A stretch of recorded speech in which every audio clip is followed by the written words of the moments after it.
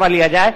और उस केक कटने का इंतजार नरोत्तम जी भी कर रहे हैं, जयंत जी भी कर रहे हैं, और साथ ही साथ राजेंद्र जी भी कर रहे हैं, और विवेक तनखा जी भी कर रहे हैं। विवेक जी सुनिए, आपने ये हक मेरा छीन लिया, नहीं तो मैं सबसे पहले इनको कल के लिए बधाई देने वाला था। अच्छा, मुझे पता नहीं था, तो मैं ये कहता हूं कि सबसे पहले केक अब विवेक तनखा जी खिलाएंगे।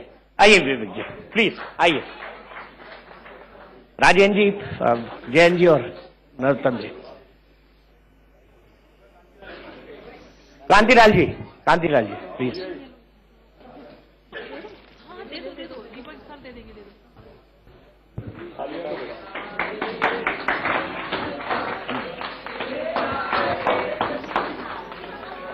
तालियां रुकनी नहीं चाहिए।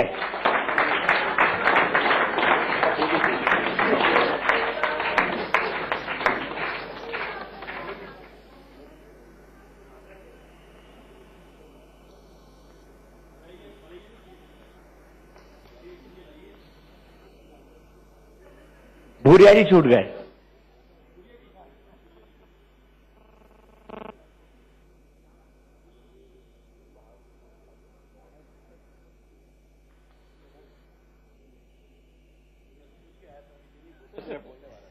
नहीं मैं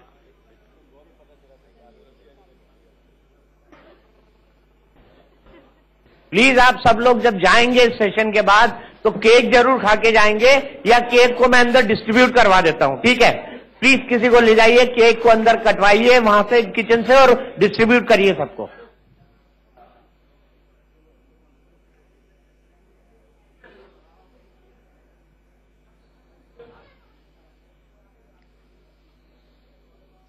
तो मध्य प्रदेश के मंच में अब दो ऐसी हस्तियां मेरे साथ मौजूद हैं जो इतने ज्यादा वाक्पटु हैं कि शायद मुझे भी खामोश होना पड़े। बड़े बड़े लोगों को खामोश करने वाले कैलाश विजयवर्गीय जी अपने बातों से, अपने बयानों से, अपने कर्मों से, और साथ ही साथ विवेक तनखा जी जिनके सामने बड़े बड़े वकील भी चुप हो जाते हैं कि विवेक तनखा साहब आप आर्ग्यू कर रहे हैं। विवेक तनखा साहब कांग्रेस का केस आर्ग्यू करेंगे, कैलाश विजयवर्गीय जी बीजेपी का केस आर्ग्यू करेंगे। और विवेक जी, मैं मौका आपको देता हूं क्योंकि मौका भी है, दस्तूर भी है। आपका सवाल बनता है कैलाश जी से, क्योंकि ये सत्ता पक्ष में है, आप विपक्ष में है। पहला सवाल पूछने का हक आपको है। देखिए, सबसे पहले तो मैं आप लोग सबको धन्यवाद देता हूं कि आप लोग ने मुझे आमंत्रित किया और आज आप इतने सारे श्रोता लोग यहां बैठे हैं। और मैं जो सवाल करूंगा वो कांग्रेस पार्टी की तरफ से नहीं करूंगा, ये सवाल जनता के सवाल होंगे। जी बिल्कुल, क्योंकि मैं दिल से जनता की बातों से जुड़ा हूं। मैं एक एक्टिविस्ट भी हूं, एक ह्यूमन राइट्स थिंकर भी हूं और एक आइडियलिस्ट भी हूं। और मेरी कैलाश जी से बहुत विनम्र बात है कि 15 साल आप लोगों ने गवर्नमेंट चलाई, क्योंकि ये प्रजातांत्रिक आपका अधिकार था, आप इलेक्शन जीते थे। बट 15 साल में आज जब मैं पब्लिक के बीच में जाता हूं तो 8 में से 10 आदमी आपसे नाराज है। ये मेरा आकलन है, जरूरी नहीं कि आप मेरे से एग्री करें। और नाराज क्यों है उसको भी संक्षेप में मैं बोलना चाहता हूं। एक पूरे सिस्टम का हम कोलैप्स अपने सामने देख रहे हैं। आपका पूरा एडमिनिस्ट्रेशन 5-6 अफसरों तक सीमित हो गया है। आपका पुलिस एडमिनिस्ट्रेशन खाली पार्टी काडर से आदेश लेता है, ना कि कानून से। जुडिशरी में अपॉइंटमेंट्स नहीं हो रहे हैं और पूरी तरह जुडिशरी को भी नेशनल लेवल से लेकर नीचे तक एक स्ट्रेस महसूस हो रहा है। तीसरी बात, प्रेस और मीडिया एक प्रकार से उसका मुंह बंद रखने की पूरी प्रयास किया जाता है जिससे कि कोई डिबेट भी ना हो पाए। मैं तो खुद पार्लियामेंटेरियन हूं। इस पूरे पार्लियामेंट में हम लोग तरसते रहे कि हमको बोलने का मौका मिले। हमको वो मौका नहीं मिला क्योंकि आपके एलाइज वेल पे जाके पार्लियामेंट की प्रोसीडिंग्स को रोक देते थे। कैलाश जी, मैं आपसे ये कहना चाहता हूं, ये विनती है देश के प्रति कि ऐसी व्यवस्था लाने से किसी का फायदा नहीं। अगर आपकी पुलिस व्यवस्था चिरमुरा जाती है तो देश सफर करता है। एडमिनिस्ट्रेशन अगर 5-6 अफसरों के हाथ में रहता है तो पूरा एडमिनिस्ट्रेशन एक कोलैप्स की तरफ होता है। और इसी तरह चाहे वो हेल्थ हो, मैं तो खुद रोटेरियन हूं, मैं हेल्थ के मिशंस करता हूं। जब मैं जाता हूं ये ट्राइबल एरियाज में, हम लोग साल में एक दफे जाते हैं, जो हम बीमारी देखते हैं, जो हम तकलीफ देखते हैं ट्राइबल्स की, इन गरीबों की, हम लोग की रूह कांप जाती है। तो हम ये सोच रहे हैं कि इस 15 साल में आपने क्या किया? आपने एडमिनिस्ट्रेशन को चौपट किया, आपने व्यवस्था को चौपट किया, आपने एजुकेशन को बर्बाद किया और आपने हेल्थ को उठाने के लिए कुछ नहीं किया। तो आज अगर आप वोट भी मांगेंगे तो किस हक से मांगेंगे? इसी हक से मांगेंगे कि आप बहुत सारे इंड्यूसमेंट्स, जिसको कहते हैं सोप्स इंग्लिश में, आप लोगों को ऑफर कर रहे हो। और वो भी सोप्स कैसे ऑफर कर रहे हो? 1 लाख, 1.25 लाख करोड़ का आप पे कर्ज है। उस कर्ज को लेके अगर आप पैसा बांटते हो तो वो पैसा भी तो हम ही को लौटाना है। और हमारा 70-80% अगर पैसा जो हम कलेक्ट करते हैं रेवेन्यू, उस कर्ज की बात कर रहे हैं, हम किस मध्य प्रदेश की बात कर रहे हैं, हम किस युग की बात कर रहे हैं, हम किस एम्प्लॉयमेंट जनरेशन की बात कर रहे हैं? मैं बात ये पूछना चाहता था कैलाश जी से। विवेक जी, सबसे पहले तो आपने मुझे जन्मदिन की बधाई दी, आपने, दीपक जी और सभी मित्रों ने, आप सबको बधाई देता हूं। और आप बात कर रहे थे कि किस प्रदेश की बात कर रहे हैं, तो विवेक जी हम उसी प्रदेश की बात कर रहे हैं जिस प्रदेश में आप एडवोकेट जनरल थे, दिग्विजय सिंह जी मुख्यमंत्री थे। कभी आपने उस जमाने में साहस किया कि भोपाल से जबलपुर तक आप सड़क पर चले जाएं? ये साहस कर पाए आप? कभी आप ये साहस कर पाए इस मध्य प्रदेश के अंदर कि कभी 7 बजे जाके किसी गांव में हम घुस सकें? कभी आप ये साहस कर पाए इस मध्य प्रदेश के अंदर कि पूरे देश के अंदर जिस प्रकार जहर था जातिवाद का, सांप्रदायिकता का, उसमें कभी आपको प्रदेश में शांति मिलती थी? आज मैं दावे से कह सकता हूं मध्य प्रदेश जो पिछड़ा प्रदेश था, जो बीमारू प्रदेश था, जिसके कि आप एडवोकेट जनरल थे, जिसका कि नेतृत्व दिग्विजय सिंह जी करते थे, जिस प्रदेश की पहचान सिर्फ गड्ढे वाले प्रदेश और अंधेरे वाले प्रदेश से होती थी, जिस प्रदेश की पहचान ट्रांसफर उद्योग के कारण पहचानी जाती थी, वह प्रदेश आज बीमारू प्रदेश नहीं रहा। आज वो विकासशील प्रदेश हो गया। आज वो बहुत तेजी से आगे बढ़ रहा है। आप याद करिए कि आपको तनख्वाह बांटने के लिए हमेशा पेमेंट रोका जाता था कि ठीक है 1 तारीख आने वाली है, अब पेमेंट नहीं होगा। एक बार भी 15 साल के अंदर कभी कोई आर्थिक संकट इस मध्य प्रदेश में देखने को मिला है आपको? ये सब भारतीय जनता पार्टी की देन है। अब पर कैपिटा इनकम की बात करिए, प्रति व्यक्ति आय की बात करिए, मात्र 13-14 हजार थी जब आप एडवोकेट जनरल थे, आज 80,000 पर व्यक्ति की आय। ये इनकम किसने बढ़ाई? यूपीए की सरकार थी केंद्र में। यूपीए की सरकार के जमाने में इस प्रदेश को कृषि क्रमण्य अवार्ड मिला 2 बार। क्यों दिया? आपकी सरकार थी, मनमोहन सिंह जी की सरकार थी। तो भी मध्य प्रदेश के मुख्यमंत्री को बुलाकर वहां अभिनंदन किया जाता है। किस बात के लिए किया जाता है मैं पूछना चाहता हूं। आपके वित्त मंत्री प्रणव दा थे, प्रणव दा ने शिवराज जी को बुला के कहा कि आपकी वित्तीय व्यवस्था सर्वश्रेष्ठ है, इस बात के लिए 270 करोड़ रुपए अतिरिक्त मध्य प्रदेश को दिए, अतिरिक्त मध्य प्रदेश को दिए कि आपका वित्तीय प्रबंधन बहुत अच्छा हो गया। किस बात के लिए दिया? आपके प्रणव दा थे। तो प्रमाण पत्र तो आपकी सरकार ने दिया, आपकी यूपीए सरकार थी, उन्होंने प्रमाण पत्र दिया, उन्होंने मुख्यमंत्री जी को प्रमाण पत्र दिया। जहां तक 15 साल की बात है, 15 साल बाद आप भी जाएंगे और हम भी जाएंगे और हम देखेंगे। ये भ्रम जो आप फैला रहे हैं कि लोग नाराज है, लोग नाराज है, लोग नाराज, ये भ्रम फैला के रखिए और आप पाल के रखिए। हम तो चाहते हैं कि आप ये भ्रम आपके पास भी होना चाहिए। इसी उत्साह के साथ आप जनता के बीच में जाएंगे तो हम तो चाहते हैं कि ये भ्रम आप बिल्कुल पाल के रखिए और जाइए जनता के बीच में। जनता अपना काम करेगी और हम फिर से चौथी बार चुनाव जीतेंगे, मैं दावे से कह रहा हूं। विवेक जी, आप 15 साल की बात कर रहे हैं, तो क्या कोई मतलब जादुई चिराग निकला था जिसको घिस के बार बार शिवराज जी मुख्यमंत्री बन जाते थे? 15 साल उन्होंने आखिरकार कुछ तो किया होगा, कुछ तो मतलब रत्ती भर काम तो किया होगा। मैं पहले कैलाश जी का उत्तर दूंगा कि जब आप 15 साल के पहले की बातें करते हो तो वो बात आज रेलेवेंट नहीं है। आज का जो युवा है, जो यंग मैन है, वो ये नहीं पूछ रहा आपसे कि 15 साल पहले क्या हुआ था। वो तो जवाब मांग रहा है कि आपने 15 साल में क्या किया। एक दूसरी बात जो आपका कहना है, आप क्या कह रहे थे? मैं ये कह रहा था कि कुछ तो क्या होगा 15 सालों में जो 3 बार चुन के आ गए।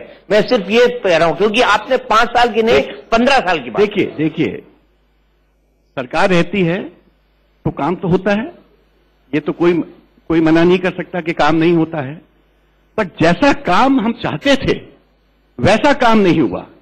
हम चाहते थे कि एजुकेशन सिस्टम मध्य प्रदेश का स्तर बढ़े, आपके म्यूनिसिपल स्कूल्स का स्तर बढ़े, आपके पंचायत के स्कूल का स्तर बढ़े। आप जाके देखिए वहां स्कूल में क्या टीचर्स आते हैं, क्या पढ़ाई होती है।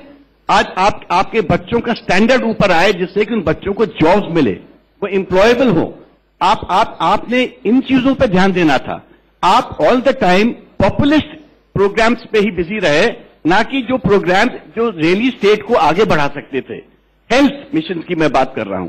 आपके आज बताइए, मैं तो मंडला में मैंने कम से कम 8-10 कैंप्स किए हैं। आपके जो डिस्ट्रिक्ट हॉस्पिटल्स हैं आज कोई सीरियस ऑपरेशन कर सकते हैं क्या? मैंने कितने अस्पताल देखे हैं डिस्ट्रिक्ट लेवल पे जहां एक गायनेकोलॉजिस्ट नहीं है, जो ऑर्थोपेडिस्ट नहीं है। मतलब आप जाके देखिए तो अगर ये इन सब चीजों से आपको संतोष है और आप खुश हैं कि जनता खुश है, तो फिर मैं आपको साधुवाद देता हूं। बट फैक्ट ये है कि जनता के पास ना तो पढ़ाई लिखाई का कोई व्यवस्था है नीचे के स्तर पे, ना हेल्थ की व्यवस्था है, एम्प्लॉयमेंट नदारत है, और इस प्रदेश में इस वक्त इतने सारे स्कैम्स हो चुके हैं जिसके बारे में मैं एन्यूमरेट करूं वन बाय वन तो आप लोगों के होश फाख्ता हो जाएंगे। मैं तो खुद वकील था व्यापम में, 40-45 मौतें हुई व्यापम में, और आप कहते हो कि एक भी मौतों का कोई कनेक्शन नहीं है व्यापम से। आप मुझे पता है सुप्रीम कोर्ट ने बोला कि लार्जर कॉन्स्पिरेसी पे इन्वेस्टिगेशन होना चाहिए सीबीआई द्वारा। क्या वो लार्जर कॉन्स्पिरेसी पे आज तक इन्वेस्टिगेशन हुआ? मुझे पता है कि पेन ड्राइव को लेके ट्रूथ लैब में जो बातें कही गई थी, कि जो रिपोर्ट ट्रूथ लैब की थी, क्या जो आप उसके बाद हैदराबाद की रिपोर्ट आपने बुलाई और क्लीन चिट ले लिया, क्या वो क्लीन चिट अभी रिसेंट आदेश उसको प्रमाणित करता है? तो मेरा कहने का मतलब यह है कि आप लोग भ्रम फैला के पब्लिक को एक प्रकार से ये बताना चाहते हो कि हमने बहुत कुछ किया। ये टिपिकल बीजेपी की एक मार्केटिंग टेक्निक है। देखिए मार्केटिंग टेक्निक कुछ दिन तक चलती है। टेक्निक तो है ना इनके पास? नहीं, टेक्निक तो है, इसलिए हमारे 2014 में जीते हैं, वो उस टेक्निक से ही जीते हैं। बट ये टेक्निक देखिए ultimately you have to be a serious person in life. Governance is a serious issue, governance कोई मजाक नहीं है, and I am also a very serious person on these issues. मैं इसलिए ये नहीं कह रहा हूं कि कोई बीजेपी, मैं कभी बीजेपी और कांग्रेस को इंडिया पाकिस्तान नहीं मानता, क्योंकि पार्टी का जो एक सिस्टम होता है ये गवर्नेंस के लिए सिस्टम बना है। ये सिस्टम इसलिए बना है कि through party you are able to reach the place of administration, और उस एडमिनिस्ट्रेशन के प्लेस पर जाके you are suppose to give good administration. तो हम आपके साथ कॉम्पीट इसमें थोड़ी करने वाले हैं कि आपने क्या नहीं किया और हमने क्या नहीं किया। हम तो इस प्रदेश को ये बताने वाले हैं कि अगले 5 साल में हम क्या करने वाले हैं, और वो रहेगा इन सब मुद्दों पे। हम एक नई न्याय व्यवस्था आपको देंगे, हम एक नया एजुकेशन पॉलिसी आपको देंगे, हम नया हेल्थ प्रोग्राम्स आपको देंगे, हम एम्प्लॉयमेंट के नए आपको एवेन्यूज देंगे। हम तो पॉजिटिव बातें कर रहे हैं, आप नेगेटिव बातों से खुश हो, हम तो नेगेटिव बातों से खुश नहीं है। जो स्कैम्स हैं उन पे तो इन्वेस्टिगेशन होगा, उन पे ऑडिट्स होंगे, वो एक अलग इश्यू है, बट वो उससे हम इसको मिक्सअप नहीं कर रहे हैं। तो कैलाश जी, हम आज जो कांग्रेस सामने आपके है वो कोई नेगेटिव कैंपेन पे नहीं है, it is going to be on a positive campaign, और वो हम अपने मैनिफेस्टो में अच्छे से आउटलाइन करेंगे।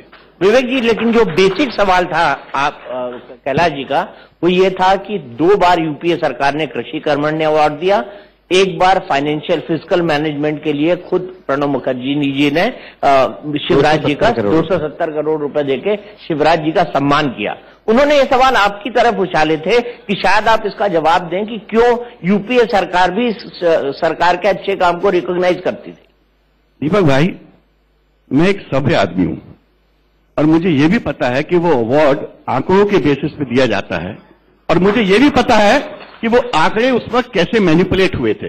बट क्योंकि मेरे प्रदेश को अवार्ड मिला था इसलिए मैं वो बात सामने नहीं लाना चाहता हूं। देखिए विवेक जी, आपने काफी आर्गुमेंट दिया। आप इस प्रदेश के सबसे बड़े वकील हैं, बहुत अच्छे लायर हैं, और कई बार मैंने भी आपसे व्यक्तिगत रूप से सलाह ली, आप इतने अच्छे लायर हैं। ये सारी बातें आपने सुप्रीम कोर्ट को कही और सुप्रीम कोर्ट ने आपकी बात को नकार दिया। ये सारे के सारे प्रमाण आपने कागज से ही सुप्रीम कोर्ट को दिए। सुप्रीम कोर्ट ने शिवराज जी को क्लीन चिट दे दी।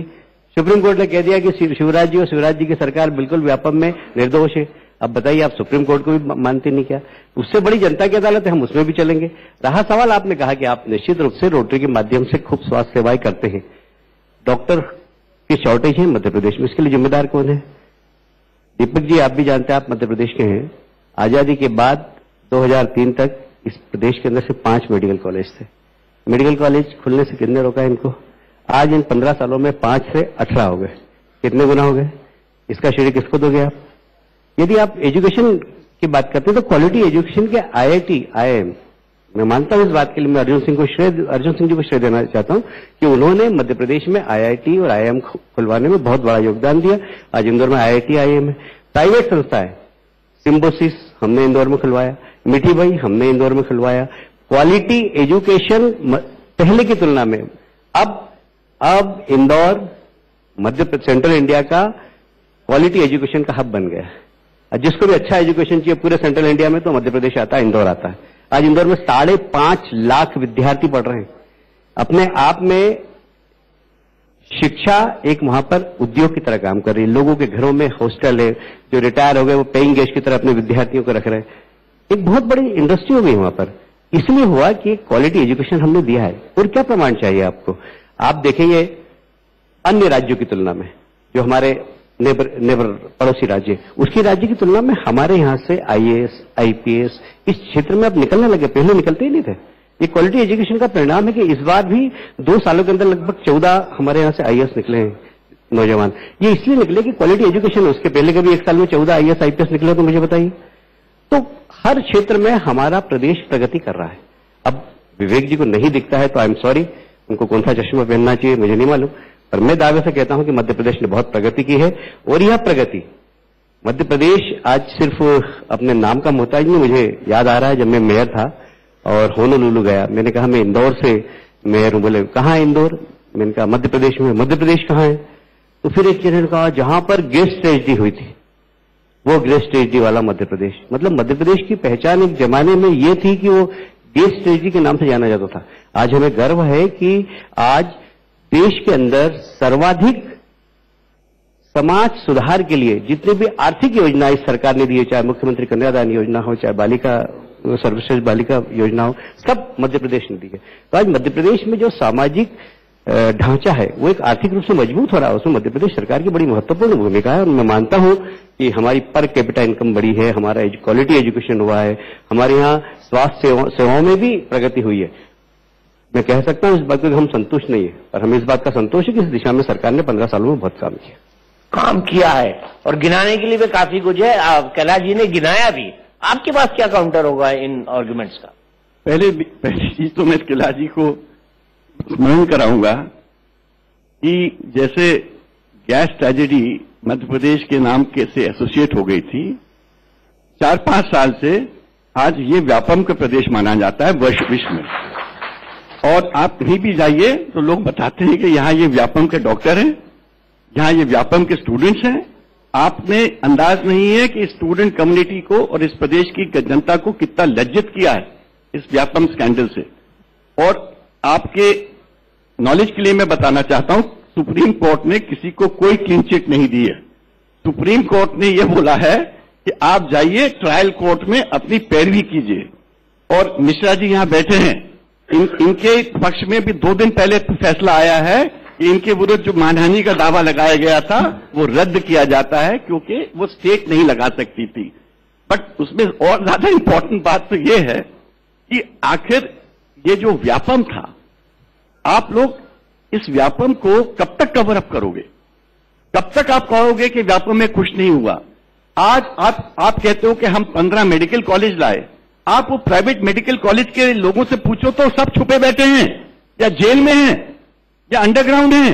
आपने उन लोगों की हालत इतनी बुरी कर दी है इस प्रदेश में कि शर्म आनी चाहिए। मतलब आज पूरे मेडिकल जो कॉलेज का जो एडमिनिस्ट्रेशन है प्राइवेट का, उसकी इतनी बुरी हालत है।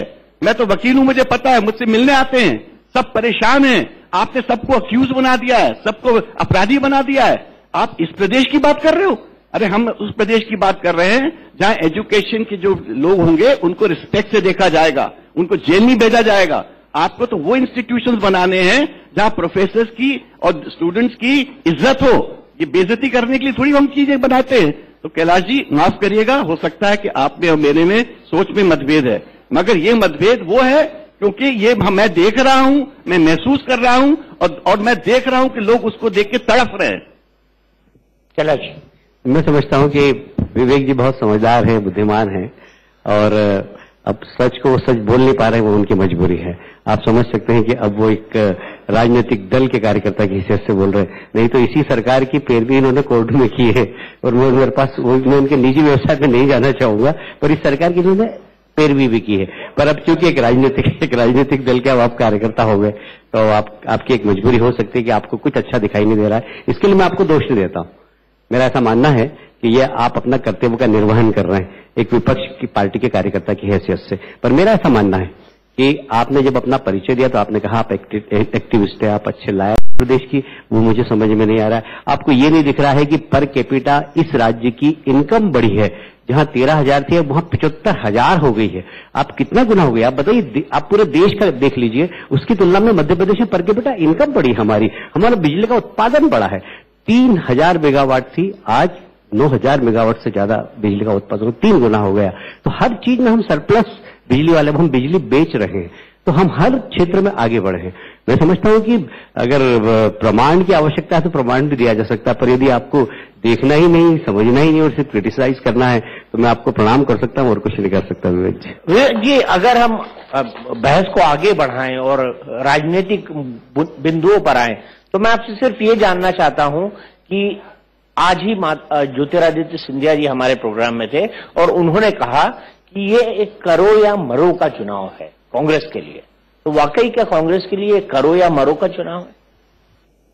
देखिए, जब 3 चुनाव कांग्रेस नहीं जीत पाई तो निष्पक्ष भाव से मैं ये कह सकता हूं कि ये 4था चुनाव जीतना कांग्रेस के लिए एक जरूरी बात है, क्योंकि किसी भी प्रजातंत्र में कम से कम 2 पार्टीज होनी चाहिए और कम से कम हेल्दी प्रजातंत्र के लिए ऑल्टरनेट रूल्स होने चाहिए। और मैं नहीं चाहता कि हमारा प्रजातंत्र इतना खराब हो जाए कि 1 पार्टी सिस्टम आ जाए और दूसरी पार्टी को चांस ही नहीं मिले, बिकॉज ये भी प्रजातंत्र के लिए खराब है। और जहां तक बिजली का सवाल है कैलाश जी, बिजली की जो खरीद है ये भी एक बहुत बड़ी विश्लेषण की बात होगी in the times to come. जो शॉर्ट टर्म एग्रीमेंट्स हुए हैं और किस प्रकार से एग्रीमेंट्स हुए हैं इसके बारे में मुझे अच्छी जानकारी है और समय आने दीजिए, ये सब पब्लिक के सामने बातें आएंगी। मैं तो दूसरों चीजों की भी बात कर रहा हूं। प्लांटेशन, आप कहते हो 6.5 करोड़ प्लांटेशन हुआ है, कहां है वो? कहीं नर्मदा में हमको के आसपास ये प्लांटेशन नहीं दिखा। आप कहते हो अवैध उत्खनन नहीं हुआ है, आप जाके देखो पूरे नर्मदा बेल्ट को आपने चीर दिया है। अरे आप, अगर मैं गिनना चालू करूं, चाहे वो सिंहस्थ हो, चाहे वो नर्मदा हो, चाहे प्लांटेशन हो, चाहे बिजली हो, चाहे आईसीडीएस हो, कैलाश जी वेट करिए, समय आ रहा है, पब्लिक जवाब देगी इसका कि मध्य प्रदेश का गवर्नेंस कैसा था। कैलाश जी, 2 मुद्दे तो मैं वाकई उठाना चाहूंगा, अवैध खनन का और जो दूसरा मुद्दा कहा कि नर्मदा के आसपास की जो परिस्थितियां हैं, क्या वाकई सरकार के पास इन दोनों चीजों का कोई जवाब है? क्योंकि ये चीजें लगातार चलती रही हैं। बातें और तथ्य दोनों में बहुत अंतर है। आरोप तो कोई भी किसी पे भी लगा सकता है। विवेक जी ने बैठते ही बोल दिया कि मीडिया भी कुछ करता नहीं है, मीडिया भी मैनेज है, अब मैं क्या कर सकता हूं, आरोप तो उन्होंने मीडिया पे भी लगा दिया।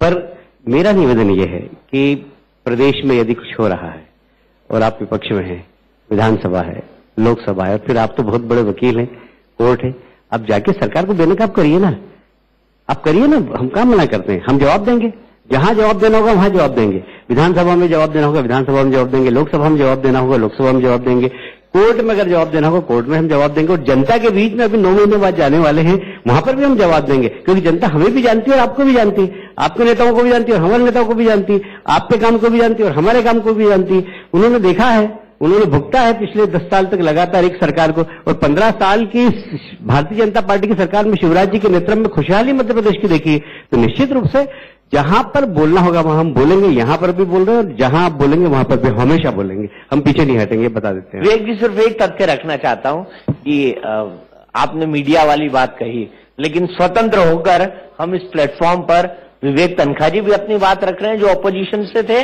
और कैलाश विजयवर्गीय जी जो सत्ता पक्ष से हैं वो भी अपनी बात रख रहे हैं। तो ये भी एक पहलू है, इसको आप नजरअंदाज नहीं कर सकते।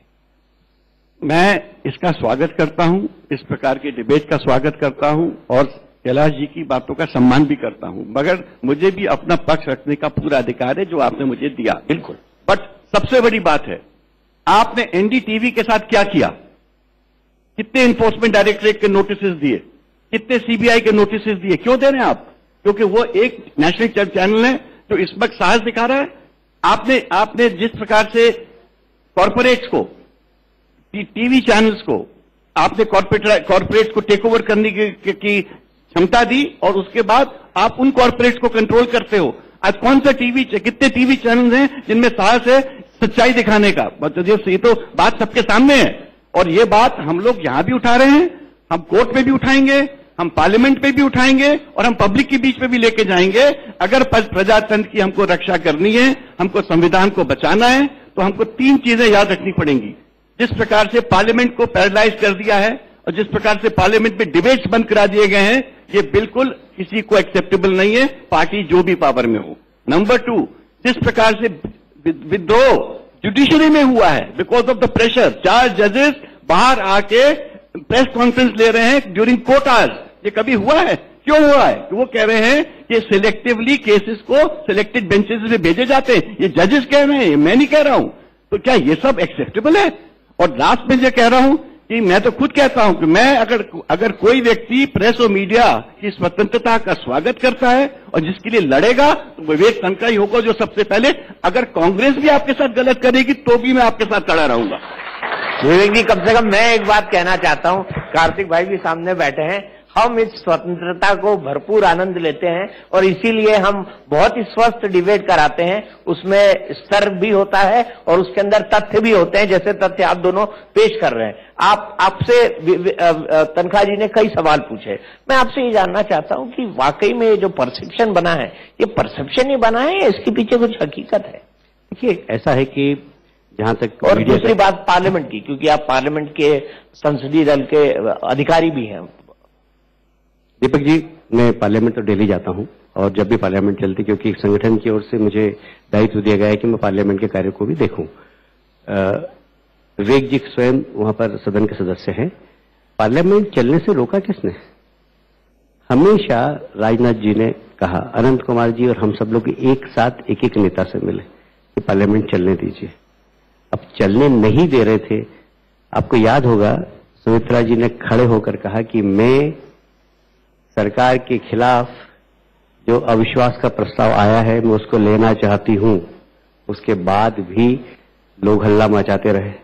सरकार के खिलाफ अविश्वास प्रस्ताव लाने के लिए वो खड़ी हो रही है कि मैं लेना चाहता हूं, आप बहस करिए, खर्च से आप बैठ जाइए, अब बैठ जाइए, मैं ले रही हूं उसको। किसी ने नहीं लिया, हंगामा मचाया। हंगामा मचाने के लिए जिम्मेदार कौन है? सब टीवी पे देख रहे थे, आपके लोग बाहर अंदर सब दूर नारे लगा रहे थे, पार्लियामेंट नहीं चलने दी। मैं इस बात का पक्षधर हूं कि विरोध अपनी जगह, पर बोलने का अवसर सबको मिलना चाहिए और सब जगह मिलना चाहिए, चाहे पार्लियामेंट हो, चाहे मीडिया हो, चाहे जनता के बीच में हो, बिल्कुल बोलने का अवसर मिलना चाहिए। प्रजातंत्र की गाड़ी में विपक्ष कमजोर है, हम कभी भी नहीं चाहते। विपक्ष ताकतवर होना चाहिए। यहां पर अभी आपने कांतिलाल भूरिया जी से पूछा कि मध्य प्रदेश में विपक्ष कितने दलों में बटा हुआ, ये तो देखें आप। मतलब कांग्रेस ही कितनी कांग्रेस, कांग्रेस में कितनी कांग्रेस है। अब देखिए, कांतिलाल भूरिया जी की अलग कांग्रेस, सिंधिया जी की अलग कांग्रेस, दिग्विजय सिंह जी की अलग कांग्रेस, कमलनाथ जी की अलग कांग्रेस। अरे भाई, आप विपक्षी में हो तो कम से कम सरकार के खिलाफ तो एक हो जाओ, वो भी नहीं हो रहे। तब कमजोरी इनकी, हमारी नहीं है। हम तो चाहते हैं कि ताकत से हमने अगर गलत काम किया तो उसको जनता के बीच में लेकर आए ना। हमने कब माना कि हम तो स्वागत करेंगे। देखिए, जो हमारा प्रजातंत्र सिस्टम है ये प्रूफफुल है बहुत, और इसमें विपक्ष की भूमिका बड़ी महत्वपूर्ण है। और विपक्ष यदि अपनी भूमिका अदा नहीं करता, सिर्फ मीडिया तक आकर और चला जाता है, तो उसके लिए कौन जिम्मेदार है बताइए? मैं तो जिम्मेदार नहीं हूं, जिम्मेदार इनका दल है जो आपस में बैठते ही नहीं कभी। इसलिए विपक्ष होना चाहिए। आपने बिल्कुल सही कहा कि विपक्ष कमजोर है, तो क्यों है जरा देखिए ना विवेक जी, क्यों है आपकी पार्टी क्यों, यदि हम गलत काम कर रहे हैं, हमारी सरकार गलत काम कर रही है, तो एक आध कोई 15 साल का कोई बड़ा आंदोलन बता दे, जन आंदोलन। आप दिग्विजय सिंह जी की सरकार में थे, हमने कितने बड़े बड़े आंदोलन किए, पूरे प्रदेश में मशाल यात्रा निकाली, पूरे प्रदेश से लाखों लोगों को लाकर यहाँ पर बिठा दिया था हमने, 25-50 बार लट खाए और आपकी जेल देखी। कभी आप में से किसी ने जेल देखी हो, कभी आप में से किसी ने लट खाए हो, कभी आप जनता के बीच में गए हो, जाते ही नहीं, आप सुविधाभोगी राजनीतिक हैं। और आप अपेक्षा करते हो कि हम विपक्ष में जाकर हम आपको भूमिका अदा करने ही नहीं आती, हम ट्रेनिंग दे देते हैं भाई, हमारे पास आ जाओ, हमको विपक्ष का बड़ा लंबा अनुभव था, हम ट्रेनिंग दे देते कैसे, खाली अखबार में जाकर और बोलना, इससे विपक्ष नहीं चलता। मैदान में जाइए, जनता के बीच में जाइए। विवेक जी, ये ट्रेनिंग देने को तैयार है, आप ट्रेनिंग लेने को तैयार है, कुछ तो ट्रेनिंग ले लीजिए। कैलाश जी को मैं बहुत विनम्रता से कहना चाहता हूं कि आप इस भ्रम में रहिए। बड़ा अच्छी बात है कि कांग्रेस विभाजित है। 21 तारीख को जबलपुर में आप पूरे कांग्रेस लीडर्स को एक मंच में देखेंगे अभी, और एक स्वर में सब बात करेंगे, और वो आपको बताएगा कि कांग्रेस की शक्ति क्या है और कांग्रेस की ताकत क्या है। विवेक जी, हमने भिंड में पिछले चुनाव के पहले भी सबको ऐसे हाथ उठाते हुए फोटो देखा था, खूब बड़ा, इतना बड़ा फोटो। क्या हुआ क्या हुआ? संतरे का छिलका निकालो, सारी फांक अलग हो जाती है। मगर तब उनके बीच में एक वकील नहीं था, अब वो वकील आ चुका है। नहीं, मेरे माना वकील आ चुका है, लेकिन मैं आपके साथ है। मैं आपको यही कहूंगा, बहुत देर कर दी मेहरबा आते आते, आपने बड़ी देर कर दी, अब तो 4.5 साल हो गए हैं और चुनाव सामने है। मुझे पूरी उम्मीद है, पूरी ताकत के साथ कांग्रेस एकजुट होके जो चुनाव लड़ने को तैयार है। हर लीडर की मानसिकता वही है। ये तो बीजेपी का भ्रम है कि कांग्रेस डिवाइडेड है, क्योंकि उनको लगता है कि उसी शर्त पे वो शायद निकाल पाएंगे। बट कैलाश जी, आप खुश रहिए ये सोच के कि कांग्रेस डिवाइडेड है। आपको आने दीजिए चुनाव, आपको पता चलेगा कि कांग्रेस की और जनता की शक्ति क्या है। देखिए विवेक जी, अपन उस दिन मिलेंगे जिस दिन शिवराज जी शपथ ले रहे होंगे चौथी बार, अपन उसी शपथ समारोह में रहेंगे, और मैं आपसे कहूंगा, देखिए आपको गलतफहमी थी, आज देखिए शिवराज जी चौथी बार शपथ ले रहे हैं। और यदि जब कांग्रेस का अगर मुख्यमंत्री शपथ लेगा कैलाश जी, तो भी मैं आपको हाथ पकड़ के वहां लेके जाऊंगा उस दिन। नहीं, लेकिन मुझे ये बताइए कि कांग्रेस का कौन सा व्यक्ति मुख्यमंत्री पद की शपथ लेगा? अभी तो यही पे, इसका जवाब दे दीजिए। इसका आंसर बहुत सिंपल है। किसी भी बड़े स्टेट में कोई भी एक व्यक्ति को मुख्यमंत्री डिक्लेयर करना इजी नहीं होता है। उत्तर प्रदेश में क्या आप मुख्यमंत्री पहले से डिक्लेयर कर सके थे? जहां पर बहुत सारे लीडर्स होते हैं और रीजनल लीडर्स होते हैं, तो ऑलवेज इलेक्शन के बाद या इलेक्शन के थोड़े पहले ये बात हाईकमांड तय करता है। तो आप अगर ये चीज को समझ रहे हैं कि ये कांग्रेस की वीकनेस है, तो इससे आप संतुष्ट रहिए, आप खुश रहिए, मुझे कोई आपत्ति नहीं। क्योंकि लोग कांग्रेस की इस लीडरशिप के लिए कांग्रेस को वोट नहीं देंगे। वो कांग्रेस को वोट इसलिए देंगे कि उनको कांग्रेस पार्टी पे भरोसा है कि अगले 5 साल उनके अच्छे बीतेंगे। आप पे भरोसा नहीं है। देखिए, विवेक जी का कहना है आप पे भरोसा नहीं, उन पे। देखिए, लोगों को कितना भरोसा है, पर मैं विवेक जी को भरोसा है कांग्रेस को, इस बात के लिए उनको दाद देता हूं कि उनको बहुत भरोसा है। मैं तो दावे से कह रहा हूं, उन्होंने कहा कि बड़े प्रदेश, उतना ही बड़ा प्रदेश भारतीय जनता पार्टी के लिए भी, उतना ही बड़ा प्रदेश कांग्रेस के लिए भी। मैं तो दावे से कह रहा हूं कि चौथी बार शिवराज जी शपथ लेंगे। आप दावे से कह नहीं सकते, क्योंकि आपको हमसे भी बड़ा मध्य प्रदेश दिखाई दे रहा है। तो आप तय करिए कि आपकी क्या हालत है। आपको जो मध्य प्रदेश हमारे पास है वही प्रदेश आपके पास है। हम तो कह रहे हैं कि चौथी बार शिवराज जी बनेंगे, आप कह रहे हैं कि बड़े प्रदेश में निर्णय नहीं ले सकते। निर्णय नहीं इसलिए ले सकते कि कांग्रेस यहां पर कई खेमों में बटी हुई है, और उसमें विवेक जी कुछ भी नहीं कर सकते। विवेक जी अभी कांग्रेस पार्टी में नए हैं, कांग्रेस पार्टी में भी ज्यादा समय नहीं हुआ था, अभी इन्होंने ज्यादा भुगता नहीं है अच्छी तरीके से। थोड़ा समय निकल जाएगा तो फिर ये भी गलतफहमी दूर हो जाएगी।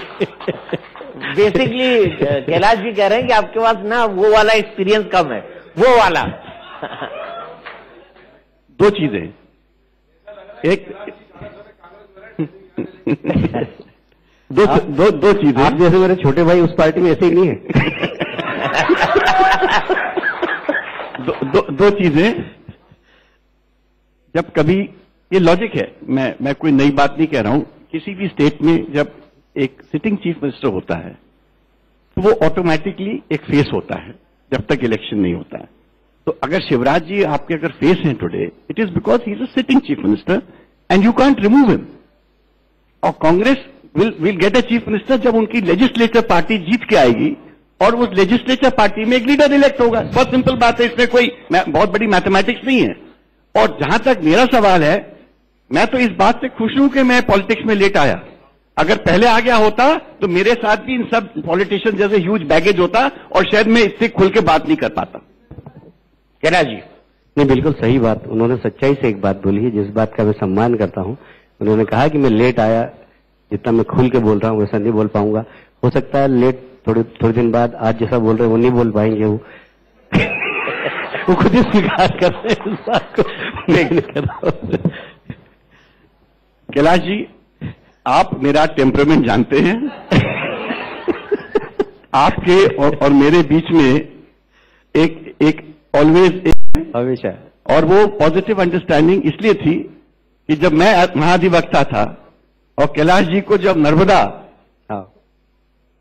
इंदौर में लानी थी और उसमें बहुत सारी लीगल त्रुटियां आ गई थी, तो कैलाश जी से पूछिए, कांग्रेस के महाधिवक्ता ने बीजेपी के मेयर को उस वक्त पूरी मदद करा के फैसिलिटेट किया था कि नर्मदा इंदौर तक पहुंचे। मैं इस बात के लिए इंदौर की जनता की ओर से विवेक जी को धन्यवाद देना चाहता हूं कि आप एडवोकेट जनरल थे और वहां पर मैंने रिक्वेस्ट किया, मैंने कहा जज साहब से कि इंदौर को नर्मदा चाहिए, तो बड़ा पॉजिटिव रुख एडवोकेट जनरल साहब का था और इंदौर की जनता के लिए, मैं उस समय मेयर था, इस बात के लिए इंदौर की जनता की ओर से आपको धन्यवाद देता हूं। चलिए मैं एक कदम आगे बढ़ता हूं, इस आरोप प्रत्यारोप से बाहर निकलता हूं। मुझे एक बात बताइए कि क्या वाकई कांग्रेस इस बार, क्योंकि कई तरह का मंथन हो रहा है, कुछ कहते हैं मुख्यमंत्री डिक्लेयर होगा, कुछ कहते हैं मुख्यमंत्री डिक्लेयर नहीं होगा, क्या आपको लगता है कि कांग्रेस को एक मुख्यमंत्री डिक्लेयर करना चाहिए?